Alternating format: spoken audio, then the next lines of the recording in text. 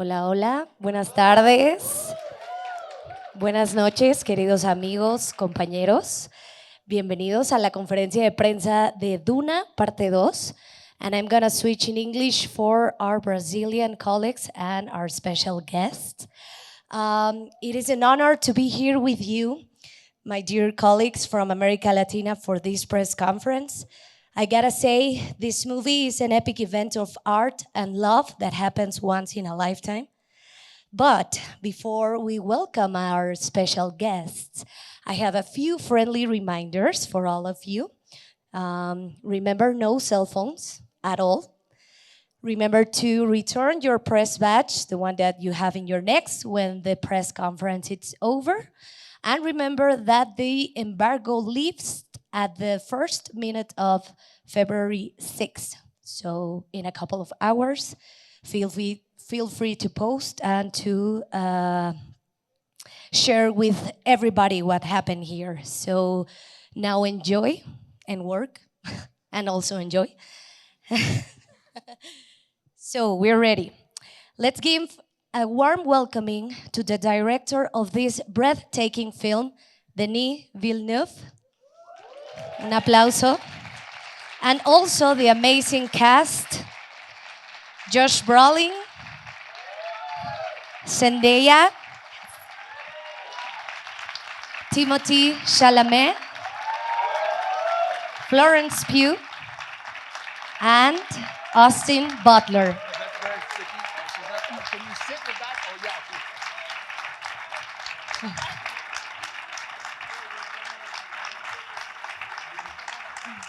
Thank you. Thank you, guys. Welcome to Mexico. Are you excited about starting the tour here in Mexico City? Yes. We are absolutely delighted and very happy. And yes, finally, we will be able to share Yes. the movie with the world. And for the first time, it will be in Mexico. And that's an honor and a privilege for us, isn't it? Un aplauso para nuestros invitados en lo que calentamos motores. Thank you guys for being here. It is an honor for me to be here talking to you. It is an amazing film. We got the chance to watch it earlier, so we're very excited to start talking to you. But I would love to start with the director, Denis. You're the master of storytelling, and it's amazing how you explore deep meanings about love, time, and humanity.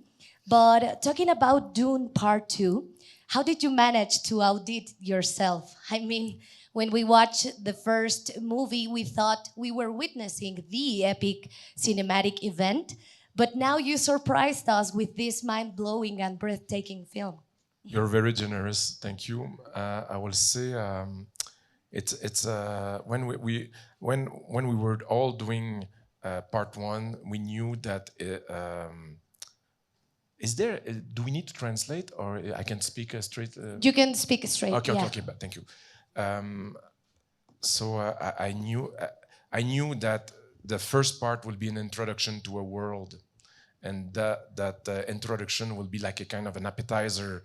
And I said that as we were doing the press for part one, and I regret it because to say that a movie of that scale and budget is just an appetizer, I was afraid of the studio reaction, but it was true. And for me, part two is the main course. It's really, frankly, I'm afraid to say, but I think it's the movie I was born to do. It's a movie that where I put absolutely every inch, every second of this movie is coming out of me, and voila. So it's like a movie. It's a movie that I wanted more muscular, more with more action. It's where Paul finally becomes a man, and this makes big decision in order to really avenge his father and follow his destiny, and maybe create chaos, or what is the right path. It's a tragedy, and yeah, voilà. Well, I gotta say, as I well mentioned, it is a cinematic event. I mean it. And my colleagues had a couple of questions for you guys too. But let's warm up with a question for Timothée, Zendaya, Josh. How does it feel back? Not Josh. everybody can answer, but please. No. Everything are under control right now. Yeah. All right, now we can do it. Let's start with you. Yeah. Hi. We have to choose our battles. We love you, Josh. We love you. But guys, I how love does it you feel? too. Te queremos mucho. It's we love you in Spanish. So, guys, how does it feel to be back in this amazing cinematic experience? I don't know who wants to answer first. Maybe Timothée? Well, for me, it's a dream come true. As Denis said, I feel like the first film was sort of laying the foundation for this film. I'm hugely proud to be up here. These are all people I admire deeply, genuinely. So I'm just enjoying every moment of this. This is, I'll be lucky, and I hope to be in more great movies, but I'll be lucky to be in a movie, this good ever again. And it's amazing you started in Mexico City. I'm very happy to be in Mexico City, and thank you for having us. Yeah. Honored to launch this here. Zendaya? Yeah, I mean, I don't know what more to say. It's the same feeling. I feel so incredibly grateful. It's something so special, and you really feel like you're a part of something that means something to a lot of people. Obviously, the book means something to a lot of people, and there's such a legacy there. And I feel, just incredibly honored to be a part of something that means so much to Denis as well. And you can feel that heart and that joy every day we were on set. So yeah, just being here, being with all of you guys are so nice. and loving, and the energy is really beautiful. So yeah, I'm just, it's a dream for sure. Welcome to Mexico too. Thank Zendaya. you. And Josh, are you excited of Yeah. being back? Oh, you want me to speak? Yes, of course. Yeah, I would love to No, hear you. honestly, in all seriousness, I think the only inaccuracy that Denis said is that he is born to do every movie that he's done. He's just getting better.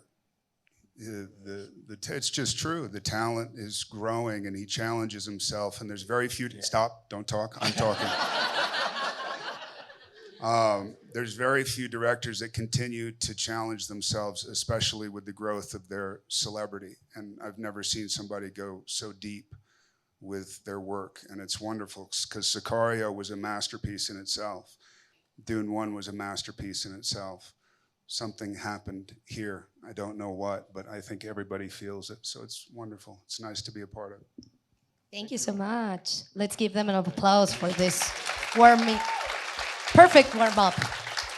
And I will start with questions from my colleague, Minerva Rueda from Filmophilia, has a question for Timothée.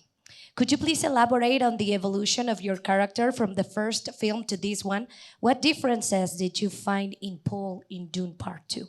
Well, I feel like at the beginning of the first movie, Paul's literally behind walls and sort of has a royal background, and I think is virtuous in some way, but hasn't been tested at all. He's literally the son of a duke. Obviously, personal tragedy befalls him over the course of the first movie. He finds himself on the run at the end of the first movie. Without giving too much away, even though everyone here saw the movie today, right? So spoilers have happened. But I think by the end of this film, we see someone who's not only stepped into his manhood, into his adulthood, but is almost accepting a leadership position that he's very reluctant to. Is sort of wanting to embark on a different path with Chani, where he'd be taken as he was, and instead destiny calls him, and he can't refuse his destiny. Amazing, thank you, Timothée. And Zendaya, sorry for my bad pronunciation. It's okay. I'm Mexican. She's used to it. I'm French Canadian. Well, Paola Ortiz from Estilo DF, we can finally know more about your character in this movie. What do you like the most about playing Chani? Oh, that's a big question. I would say, what do I like most about playing Chani? I think what I really appreciate that Denis brought forward with Chani in this iteration, I think, is really giving her strong convictions and a real strong sense of self. And I think for me, that was enjoyable as an actress because it made the whole love story much harder. and more difficult, which means we had to earn it. And their love isn't given. It's something that they, they have to work for. And she comes into it extremely guarded with a lot of pain surrounding what Paul really represents in her life. And so I think for me, it was exciting because I was like, oh, there's this internal, constant dialogue I think she's having with herself over whether or not she should allow this person in, and whether or not it is safe to love. And I don't know. So the love story was interesting to find with someone who is so intensely fierce and strong and guarded for good reason. Amazing. We love Jenny in this movie. And we have two special guests too. Two new characters that are here today, Florence and Austin. And we have a question from Lucy Duran, de Mujer Ejecutiva. So guys, how did you come to the project, and how was it to join this amazing cast? Ladies first. I came to the project after the first movie came out, obviously. I think we have a very unique position, which is that we got to fall in love with the movie as everybody else did, as the world did. We got to see not only just how incredible the story was and these characters were and this world was, but we also got to see just how important it then became to so many people. It was a phenomenon, like it literally was a ripple effect. So not only was there that going on, and then there's a conversation of a second movie, like the idea of being in a second movie was then basically like the best gift ever, because we knew what we were walking into, and we knew that it was very, very special that we were able to walk into it.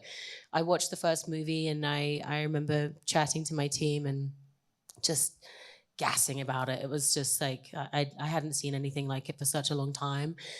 And basically all of us were pleading that if there was ever anything to do with the second, could I be a part of it? And then I had a wonderful coffee with Denis when I was in LA. And then the rest kind of followed. And then I was able to go and be a part of this world, which is still crazy. Like, to be a part of this press tour, it doesn't really feel real. It feels like a gift. It feels like we've been given this unique opportunity to go to, like, I don't know, I've said it before in press, but like adult Disneyland. It's like, not only did we get to go to set, but we're now like in it and talking about it. And it truly is such a special feeling being a part of something that will mean a lot for a very, very long time to a lot of people for a very, very long time. So yeah, I think I'm just like soaking all of this up and making sure I'm awake and I'm remembering it all. And it's really pretty fucking cool, actually. Yeah, it is. And Austin?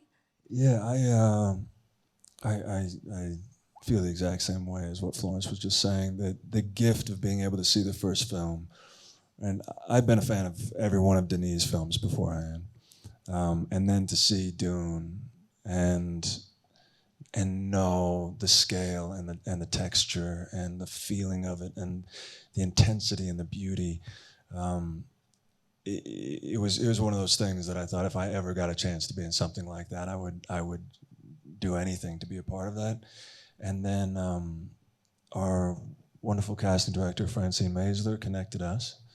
And so Denis and I had coffee and we just talked for hours. And coffee seems to be, that's the trick. A good way to get a job. I'm a cheap date. They buy a coffee. I'm all right. You get a part.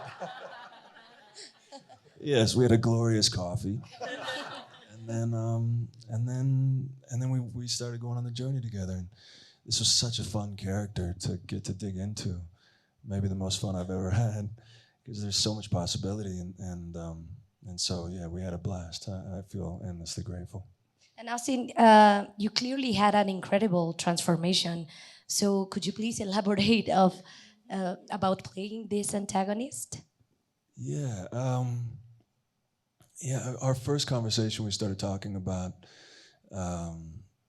one thing I remember you saying to me was Denis' vision was to have Fade being physically imposing in some way. And so I knew that there was going to be a lot of training involved, and then that changes the way that you walk, and it changes the way that you feel in your body. And when you have more weight on you, you feel different. You feel more rooted to the ground, and so that was the start. And then it was figuring out how he fights, and so working with our wonderful stunt team and with our Kali instructor in Los Angeles to do knife training, and that became another one of the keys in, and then it was really just finding how.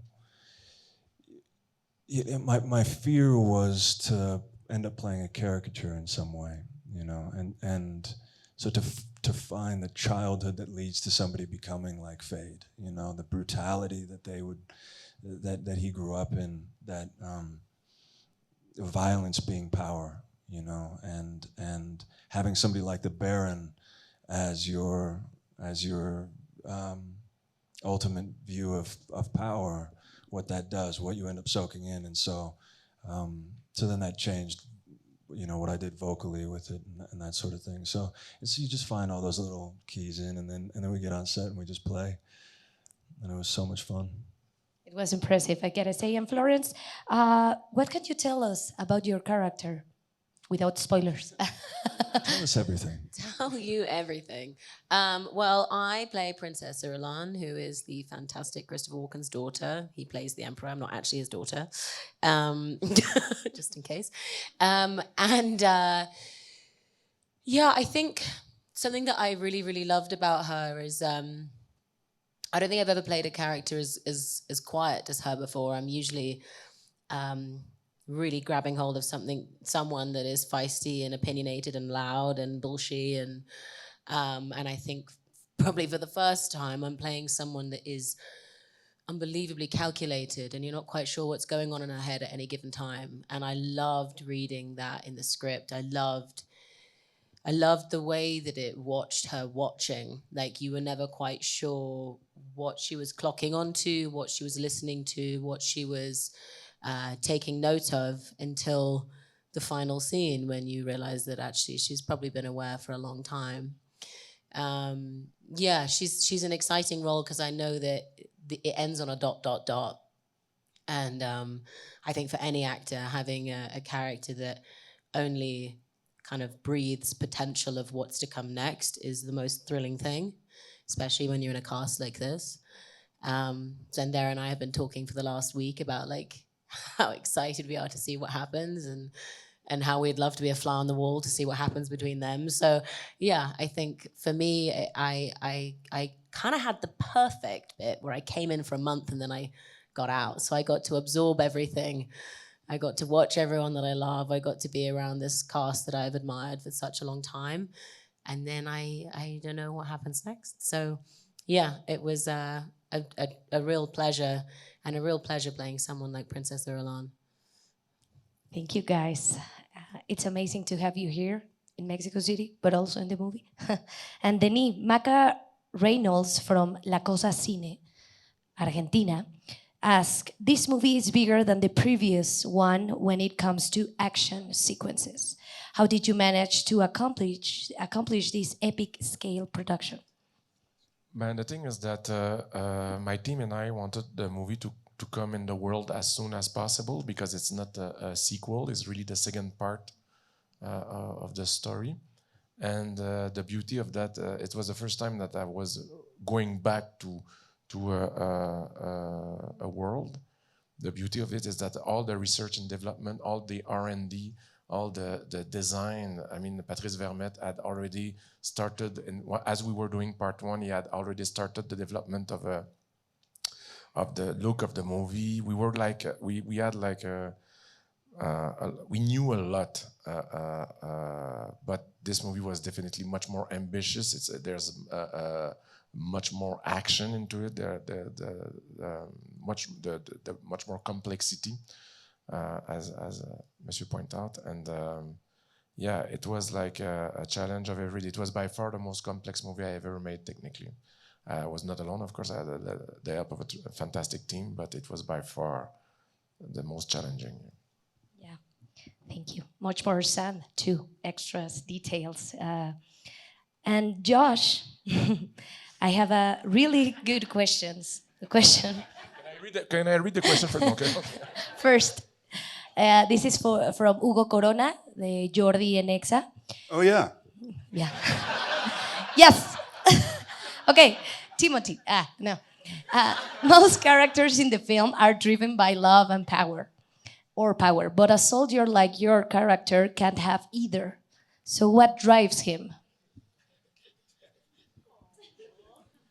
What drives him, love or power? Again. Most characters in the film are driven by love or power, but a soldier like your character can't have either. So what drives him? Money? I don't know. He can't have love or power? Why not? He has a love for Paul. Ask Hugo. Yeah, Hugo. Where are you? I don't think that that's true. I think that he does have access to love, and the love that he feels for Paul is, yes, paternal, and yes, a mentorship, but very, very, very strong. And Denis, we were doing that scene. You guys have seen the movie, right? That's okay, good. So we were doing that scene where he pops out of the sand, where Paul pops out of the sand, and Gurney sees Paul for the first time. And I had done it, you know, in whatever way I was doing it, you know, whatever gruff way I was doing it. And Denis said, was irritated, which he usually is with me, Denis, and said, where's the vulnerability? Like, where's the vulnerability? And I remember we did one take, and it truly felt vulnerable, and that's the take that he used. And I love that take so much because I see the love in that take. So, yeah. And then power. Yeah, he has a lot of power, man. Yeah. You know, physical power, not spiritual power, but physical power. I don't want to answer Hugo's question.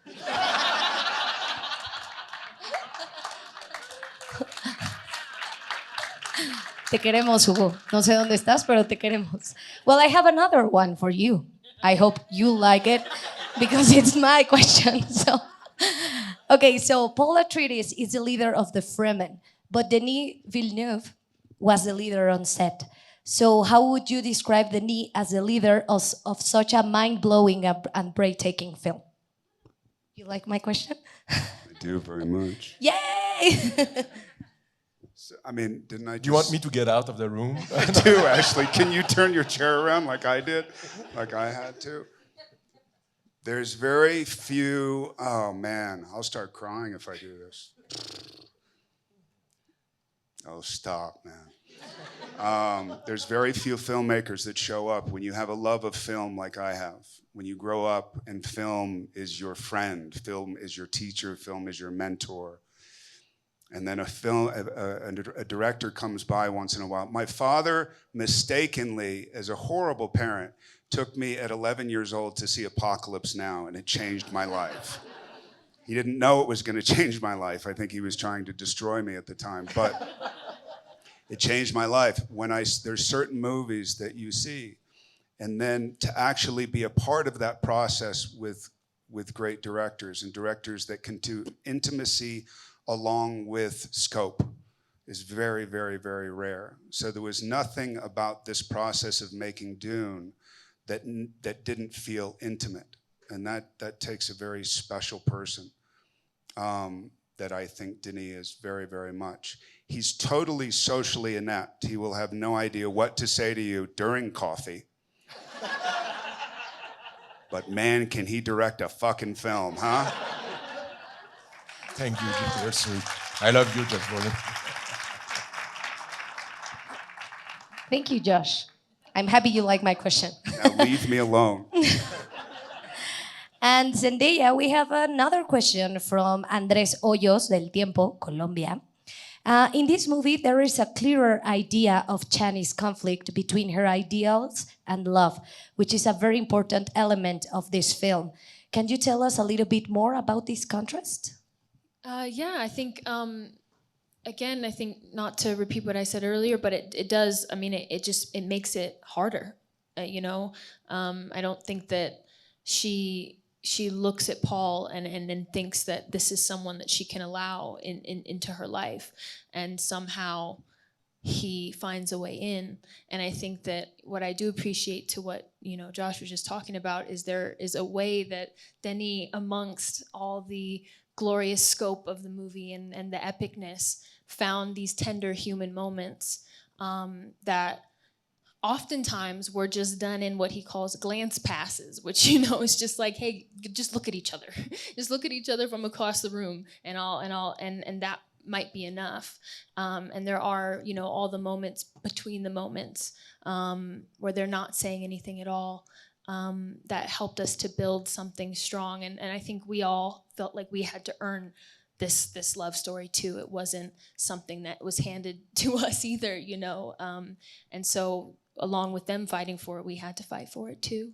And yeah, I think it's an incredible, for her to trust it all is one thing, and when she does, we'll see. Well, I can't really say what happens, but there's it's heavy. Yeah, it's not an easy thing.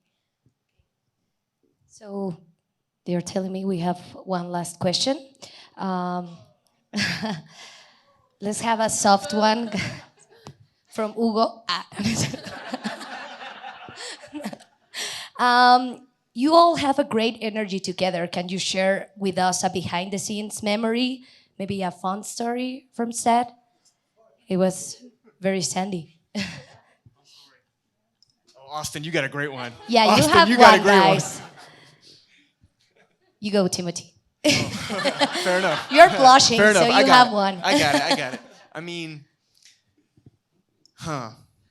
it's just I can't tell the full story. I mean, there was the schedule had it so there were a few nights that Austin, Zendaya, Florence, and I were actually together in Budapest, but there was one night they were actually all together. So we all went out to a Japanese restaurant together. We all kind of got to know each other, and I can't tell. I can't tell the rest of the story, man. I just think it's gonna get lost. Darnell, do you want to tell the rest of the story? No. Okay. Anyway, I'm sorry. That's the worst story ever. I apologize. But We love it. We love it. We had a nice dinner it was together. a nice dinner. Yeah. There was a good moment between Florence and Austin, but anyway, I'll let them tell it if they want. But. Come on, Austin. Florence has Yeah. a great story. No, I can't. I'll get chucked off the stage. Okay. Anyway, point is we just like each other, and that's all Yeah. you need to know. We just like don't each need other. We had story. a great time. We love working with each other, and we'll keep our stories to ourselves. Well, thank you guys so much for your time. I gotta say, we are very excited for the Mexican and Latinos audiences who are watching the film tomorrow in the fan event. You're gonna have a lot of fun too. So congratulations for the movie. And todos recuerden que se estrena el 29 de febrero. And you have to watch it on the biggest Who is Hugo? screen Is he here? ever. Is Hugo Hugo is here. Where is he? Hugo? Hugo is here. He's Never mind. virtual. He's on Zoom. Bye, Hugo. And remember to watch Dune Part 2 in the biggest screen you can, guys. So spread the word. I don't know if you want to say something, Denis, for the fans here in Mexico. Quickly, it's just that we made the second film just for the fans here. If ever they haven't seen the first movie, we did the second movie thinking about them. At the beginning of the movie, there's like a little, all the information we need to know. So we don't, it's better to have seen the first film, but if you have not seen it, you can still enjoy the part 2. That's what I will say. And I will say in the name of all of us, even Josh, that honestly, we are very proud to be here. Thank you for welcoming us. Thank you, guys. Do anyone else wants to add something? Maybe something the audience has to know about Dune Part 2? No? I don't know. I think this movie's meant to be seen on the big screen. I think Denis could say it better, but this is a movie that shakes the theater, and we could not be more grateful to be here where the first movie got a lot of love. So thank you. Thank you. Thank you, guys.